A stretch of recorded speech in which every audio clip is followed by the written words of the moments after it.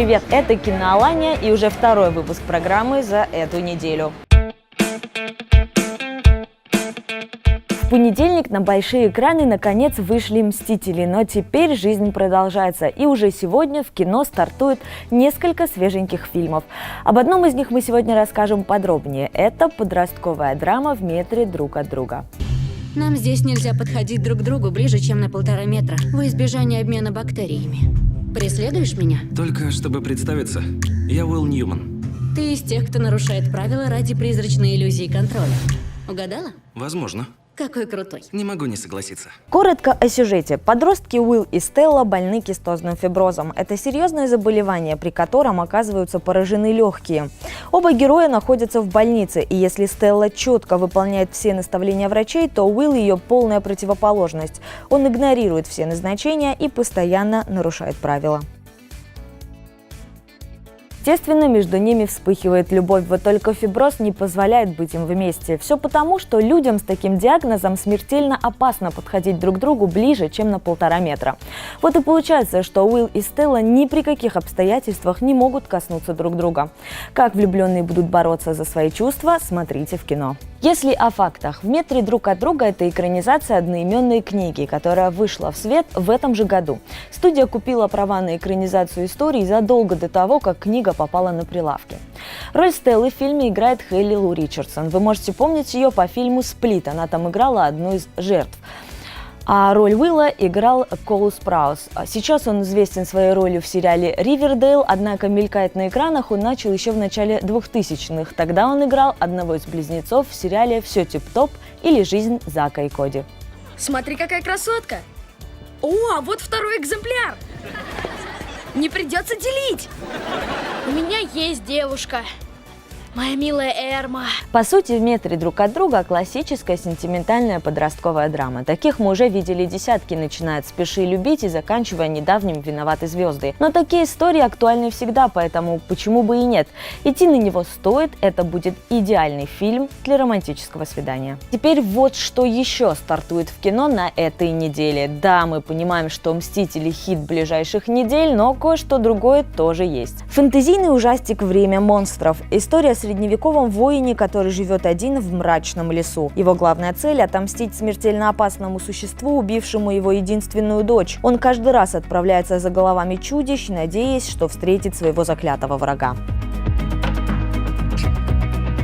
Документалка о феномене комиксов «Супергерои. Как все начиналось». Фильм расскажет о том, как зарождались идеи и как они воплощались на экране.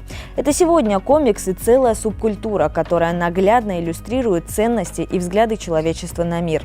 Это искусство, массово затрагивающее все сферы жизни современного человека, от изображения на футболке до новой экранизации. В отличие от кино, комиксы по полету фантазии всегда были на шаг впереди. Лишь сейчас, спустя 50-60 лет, Голливуд наверстывает упущенное. Но и это еще не все. В кино сейчас идет около десятка разных фильмов.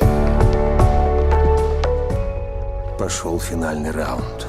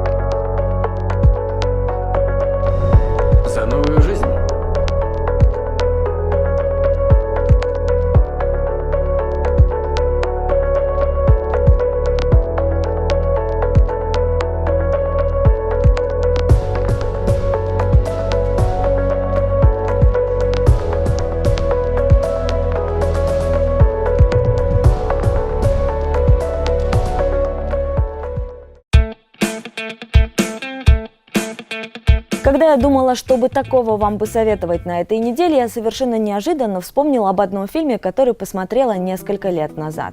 Возможно, большинство из вас о нем даже никогда и не слышали. Называется фильм «Третья звезда». Он вышел на экраны в 2010 году и сделал это настолько незаметно, что если бы не Бенедикт Камбербэтч, сыгравший в нем главную роль, о нем бы, возможно, никто и не вспомнил. А это чудовищно несправедливо. В центре сюжета 29-летний Джеймс. Он смертельно болен и точно знает, что до 30-летия не доживет. Он не заведет семью, не издаст книгу, не сделает ничего из того, о чем мечтал всю жизнь. И он решает отправиться в путешествие в свое любимое место, к заливу. С собой он берет все лекарства и лучших друзей. В отличие от десятков фильмов про смертельно больных людей, здесь практически нет надрывной драмы. Сделано все тонко и тактично, с юмором и понятной философией, совершенно по-британски. Вы будете смеяться сквозь слезы, плакать сквозь смех. Все потому, что друзья будут веселиться, дурачиться, шутить, в общем, по полной наслаждаться жизнью, несмотря на трагичность ситуации. Это фильм, на который нужно настроиться. «Третья звезда» не картина для просмотра большой компании. Это очень личное кино, которое лучше смотреть в одиночестве. Каждый сделает из него свои выводы, и для каждого они будут верными. А все потому, что этот фильм о любви к жизни. Я рано ухожу, и все продолжится без меня. Самое мерзкое, что этого я всегда и боялся. Теперь я спокоен, более чем. Ну а у нас на этом все. Успейте сходить в кино на майские праздники и смотрите хорошие фильмы. Увидимся через неделю.